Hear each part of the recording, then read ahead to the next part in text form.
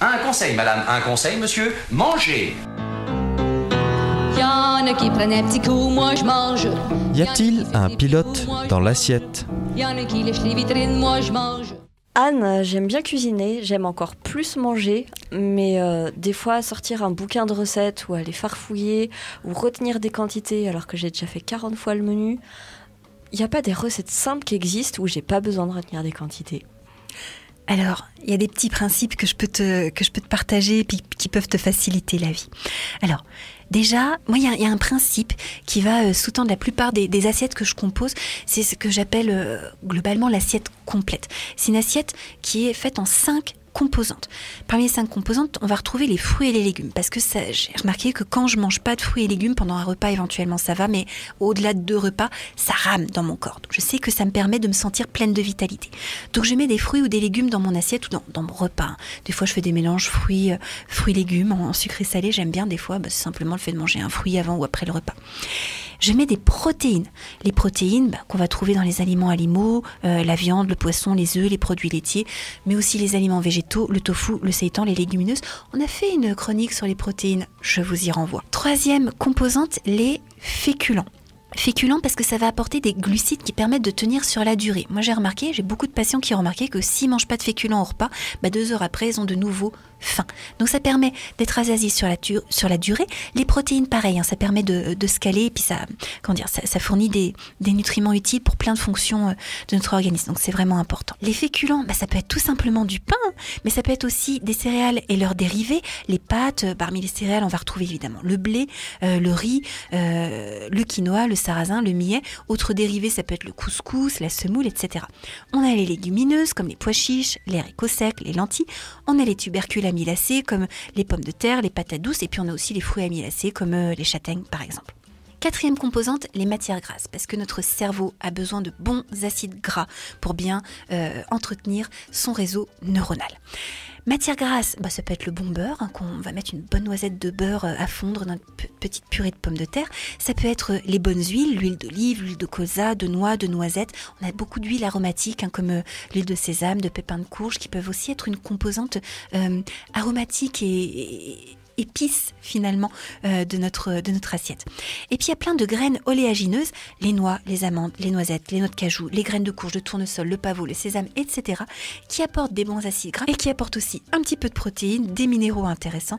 Donc ce sont des aliments vraiment chouettes à intégrer dans nos repas quotidiens. La 5e composante, elle n'est pas souvent prise en compte en diététique occidentale et pour moi elle est vraiment fondamentale, c'est ce que j'appelle les épices. Alors parmi les épices, on a les épices graines, le cumin, le carvi, la muscade.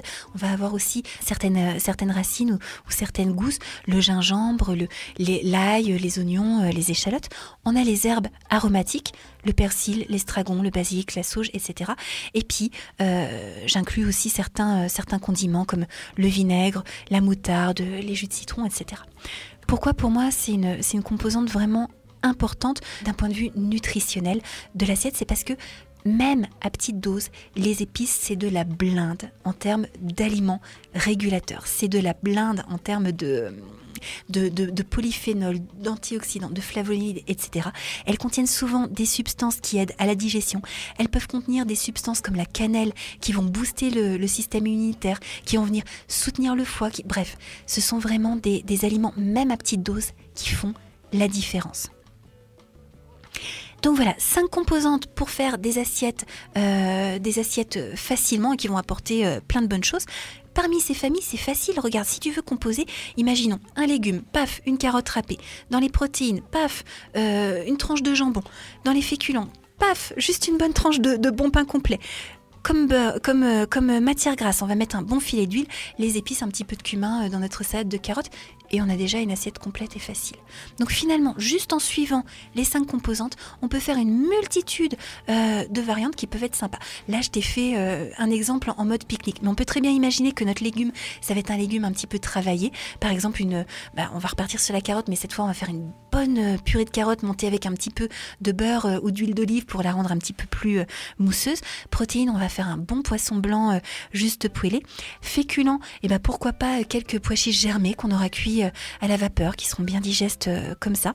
Et puis dans les épices, un petit peu de cumin dans notre purée de carottes, ou alors un petit peu d'estragon sur notre poisson. L'estragon, ça peut aller très bien aussi avec une viande blanche, un poulet à l'estragon. Donc on peut switcher, on peut faire plein de choses intéressantes, tout en suivant simplement cette petite grille de lecture. Et alors, tu disais un peu, les légumes, c'est la vie, hein, ça fait du bien au corps et on sent que c'est de l'énergie. Moi, je t'avoue, je galère, quoi. Le mélange de légumes, je sais pas faire. Comment tu peux associer des légumes et comment tu peux faire en sorte que ça ressemble pas à un mi-cru, mi-cuit ? Alors, il y a effectivement des mélanges de légumes qui peuvent être hasardeux.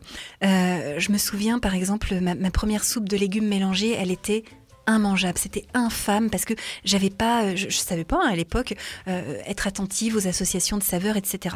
Mon premier jus de légumes à l'extracteur, pareil, c'était ignoble parce que j'avais plein de légumes à goût fort dans mon frigo et que ça avait été juste imbuvable. Bref, je vous passe les détails. Alors, pour faire des bons mélanges de légumes, moi, je suis déjà vigilante à associer des légumes à goût fort à des légumes à goût doux. Donc, je vais choisir ma star parmi les légumes à goût fort. Par exemple, au printemps, ça peut être le céleri rave, ça peut être les navets. Si je prends du céleri rave, peut-être que je vais pas prendre des navets à côté ou que je vais faire attention à la dose. Et surtout, je vais les associer à des légumes qui sont plus doux en saveur, à des carottes, à du panais, à du chou rave, à des choses comme ça qui vont temporiser le côté un petit peu punchy de ces légumes-là. Ensuite, je vais m'amuser à jouer avec les couleurs. Je vais faire des associations de couleurs harmonieuses. Soit je pars sur un monochrome, et là, au printemps, moi, j'aime bien partir sur des monochromes verts, d'associer des haricots verts avec des petits pois, avec des brocolis. Et puis, juste pour donner une petite touche un petit peu plus pimpante, dans ma petite poêlée de légumes verts, je vais jeter des radis roses. J'en parle parce qu'on ne pense pas, dans notre culture en France, à faire poêler les radis. Les radis roses poêlés, c'est vraiment super bon. C'est un goût plus doux que le navet. En plus, la couleur est vraiment merveilleuse. Donc, je vous encourage à tester. C'est vraiment trop sympa. Moi, j'adore. Soit je fais des monochromes, soit je panache les couleurs. Et là, c'est le principe de la ratatouille, tu sais. On va peut-être pas choisir avec notre courgette verte et notre aubergine violette à nouveau un poivron vert. On va aller plutôt vers des poivrons rouges, des poivrons jaunes, etc. pour faire des associations qui vont faire pétiller les yeux. Et puis ensuite, une recommandation, un petit peu technique de cuisson là par rapport au poêlé, c'est que quand on commence à faire cuire sa poêlée de légumes, on commence par les légumes les plus durs. On ne met pas tous les légumes en même temps parce que y a des légumes qui sont plus tendres et si on les met en même temps que les légumes durs, les légumes durs, au bout d'un moment, soit ils sont pas cuits et les légumes tendres sont trop cuits. Bref, c'est pas l'idéal. Donc on commence par découper par exemple des petites carottes en rondelles parce que les carottes c'est un légume très dur. On les met dans notre petite cocotte pour commencer la cuisson à étouffer. En attendant, on commence à découper par exemple notre chou rave qui est un petit peu plus tendre. On fait des beaux quartiers. On les ajoute à nos petites carottes. Pendant que ces deux-là continuent à cuire, on va découper notre petite courgette qui est encore un petit peu plus tendre. On la met dans la cocotte et on va terminer avec un légume feuille qui n'a pas besoin de beaucoup de cuisson, qui a juste besoin de tomber. Je dis, un exemple de légume feuille, ça peut être notre céleri branche, ça peut être des feuilles de blette, ça peut être du chou kale, etc. Qui n'a pas besoin de beaucoup cuire, qui va juste rejoindre une fois émincés les autres légumes dans la cocotte. On coupe le feu, on met le couvercle et ça va cuire dans la vapeur résiduelle des autres légumes. Et comme ça, on a quelque chose de coloré, de savoureux, en texture qui est tip-top. C'est vraiment un régal. Ok, donc là, sur les légumes, je me sens plus à l'aise. L'autre chose, c'est une petite envie de viande ou d'œuf. Je suis obligée d'en passer par le gigot qui cuit 3 heures. Non, il y a plein de préparations qui peuvent être super simples. La plupart du temps, moi je me fais des poêlées de légumes et je vais rajouter une viande que j'ai vite fait émincer. Ça peut être une escalope de volaille, ça peut être une tranche de bœuf, ça peut être une escalope de porc que je vais émincer vite fait et que je vais jeter dans ma petite cocotte après les carottes. Parce que le temps de cuisson de la viande, il est moins long que celui de la carotte, mais il est à peu près aussi long que celui des légumes, juste un petit peu plus tendre que la carotte. Donc je procède comme ça. Je vais m'amuser aussi quand je fais des bouillons de légumes, c'est façon soupe chinoise, quand tu as des nouilles, des légumes, etc. Pareil, à faire un émincé de viande que je vais venir rajouter dedans. Autre petite recette, astuce que j'adore. Par exemple, on a un reste de viande blanche. On avait cuit plusieurs escalopes de volaille. Il en reste, ou on a un reste de poisson cuit, un poisson blanc ou même un saumon. On va pouvoir les hacher ou les mixer avec du yaourt, avec une bonne cuillerée de mayonnaise, avec de l'ail haché, avec des aromates. Et cette rillette qu'on a mixée, on va pouvoir la tartiner sur des bonnes tranches de pain grillé. C'est super frais, c'est super bon. Et ça permet de faire ou bien un repas type pique-nique ou bien de se faire des petits encas à grignoter. Autre mode de cuisson, tu me parlais des œufs. Les œufs, c'est assez facile à faire, se faire des œufs brouillés, se faire des omelettes, se faire un œuf au plat, etc. C'est simple. Il y a une technique à laquelle on pense pas souvent, c'est les œufs cocottes. Alors, le principe de l'œuf cocotte, c'est de casser l'œuf dans un ramequin et de le faire cuire au four ou à la vapeur, par exemple. L'intérêt, c'est qu'on va pouvoir directement mettre des choses qui vont donner du goût et rajouter des trucs sympas.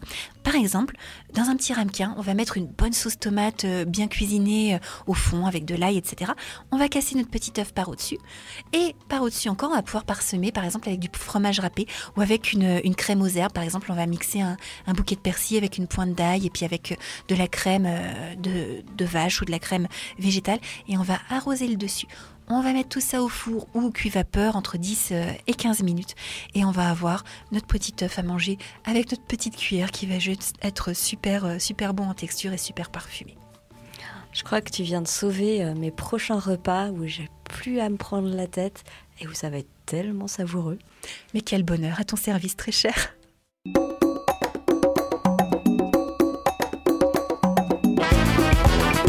Cette chronique vous a plu ? Alors participez-y en posant vos questions à Anne-Claude à l'adresse contact@radioalto.info.